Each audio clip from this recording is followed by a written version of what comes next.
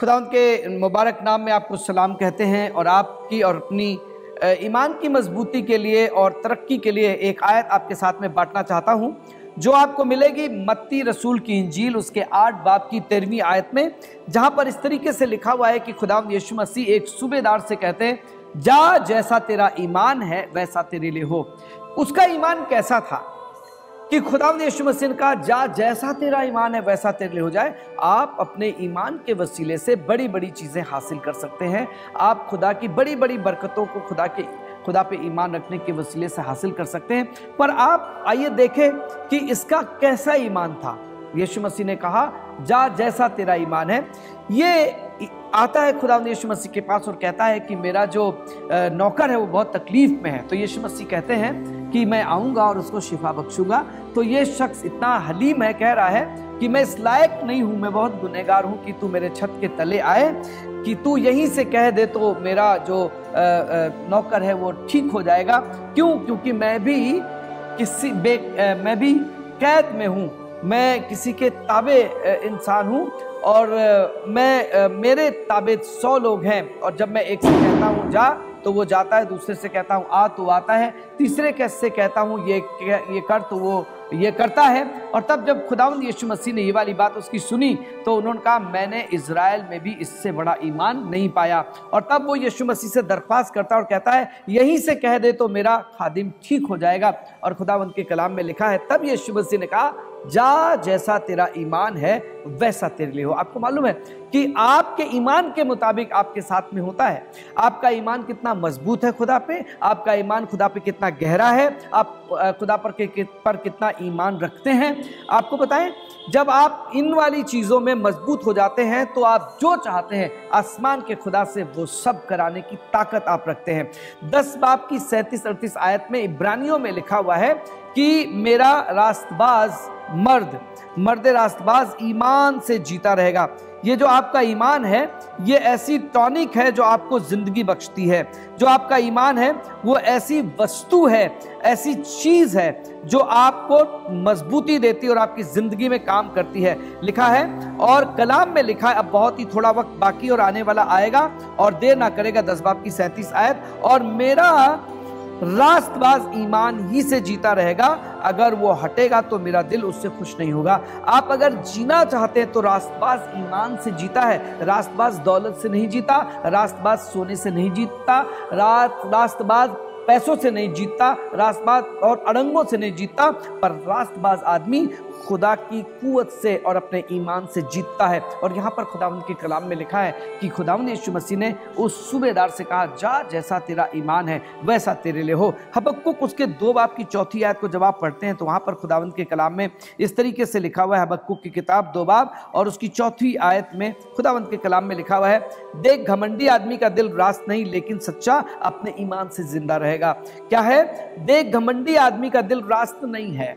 लेकिन अगर सच्चा कोई आदमी है तो ईमान से जिएगा। आप खुदावंद के साथ जितनी सच्चाई से चलते हैं वो आपको तसल्ली और इत्मीनान और जिंदगी बख्शती है। गलतियों उसके 3 बाब की 11वीं आयत में खुदावंद के खादिम पौलुस ने लिखा, और मैं चाहता हूं कि मैं और आप पढ़ें 3 बाब और उसकी 11वीं आयत में। इस तरीके से खुदावंद के कलाम में लिखा है, और ये बात साफ है कि शरीयत के वसीले से कोई इंसान खुदा के नजदीक रास्तबाज नहीं ठहरता, क्योंकि कलाम में लिखा है रास्तबाज ईमान से जीता रहेगा। आपको बताएं, आप अपने काम से रास्तबाज नहीं ठहरते हैं, पर आप अपने ईमान से रास्तबाज ठहरते हैं। और जब आपका ईमान आसमान के खुदा पे जबरदस्त होता है तो आसमान का खुदा आपकी जिंदगी में आपसे कहता, जाओ जैसा करना चाहो कर लो, ऐसा हो जाएगा तुम्हारे साथ में। और यहाँ पर लिखा खुदा के कलाम में कि खुदावंद यीशु मसीह ने उससे कहा, जा जैसा तेरा ईमान है वैसा तेरे लिए। क्या ऐसी बात उसने कह दी कि खुदावंद यीशु मसीह कहने लगे, तुम जैसा जो ईमान कर लोगे वही तुम्हारे लिए हो जाएगा।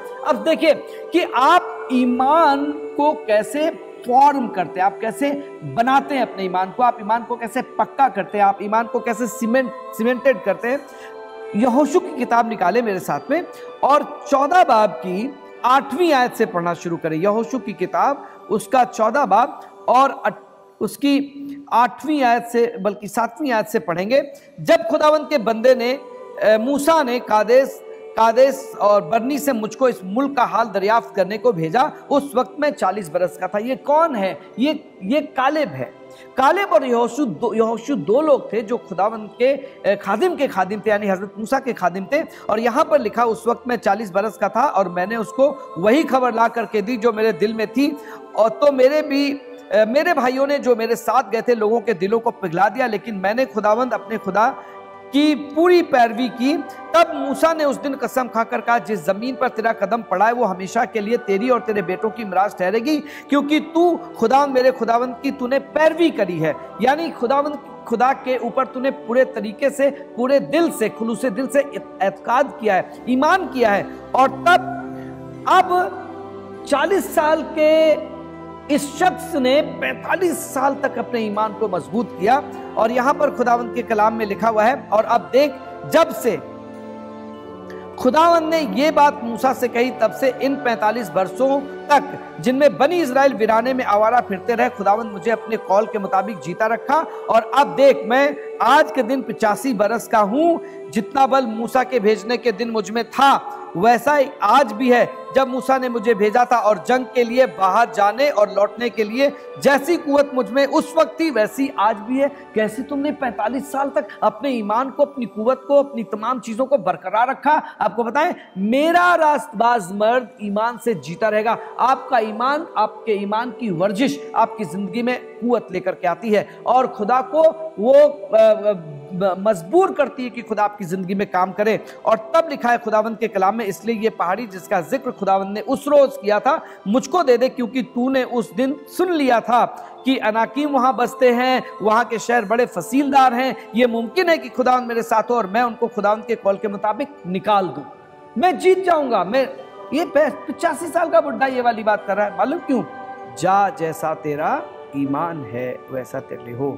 वो औरत कहती थी, मैं उसके पोशाक ही को छू लूंगी तो चंगी हो जाऊंगी। और किसी तरीके से जाके उसने पोशाक छू ली और अपनी शिफा लेकर के चली आई। खुदा के लोगों, इस समय में अगर आपका पैसा जा रहा है तो जाने दीजिए, पर ईमान को मत जाने दीजिए। क्यों? क्योंकि ये ईमान आपको जिंदगी बख्शेगा। ईमान आपको फिर से सारी चीजें ठीक करा देगा। ईमान के वसीले से आपने जो खो दिया वापस पा जाएंगे। ईमान के वसीले से सारी चीजें फिर से बन जाएंगी। ईमान के वसीले से सब कुछ होगा, पर ईमान रखें और खुदावंद पर अपने भरोसे को कायम रखें। आखिरी बात के साथ में खत्म करूंगा। रसूलों के रोमियो उसका 1 बाब उसकी 17 आयत को पढ़ेंगे और इसके साथ में खत्म करेंगे। रोमियो उसका 1 बाब और उसकी 17 आयत में खुदावंद के कलाम में इस तरीके से लिखा हुआ है, इस वास्ते कि उसमें खुदा की रास्तबाजी ईमान से और ईमान के लिए, ईमान से और ईमान के लिए, ईमान से और ईमान के लिए जाहिर होती है। जैसा लिखा है कि रास्तबाज ईमान से जीता। ईमान से ईमान के लिए, पहले ईमान से काम करिए और फिर खुदा आपके ईमान के लिए काम करेगा और आप उसके जलाल को अपनी आंखों से देखने पाएंगे। ये पैंडेमिक आपको नहीं हरा सकता। आप इस पैंडेमिक को हराएंगे, इस वबा को हराएंगे और अपनी जिंदगी को, अपने खानदान को, अपनी सारी चीजों को आप अपने ईमान के वसीले से महफूज रखेंगे। मैं आपके लिए दुआ कर रहा हूं कि आसमान का खुदा आपको संभाल करके रखे और आप अपने ईमान से अपनी जंग जीत जाएं। खुदा आपको बरकत दे।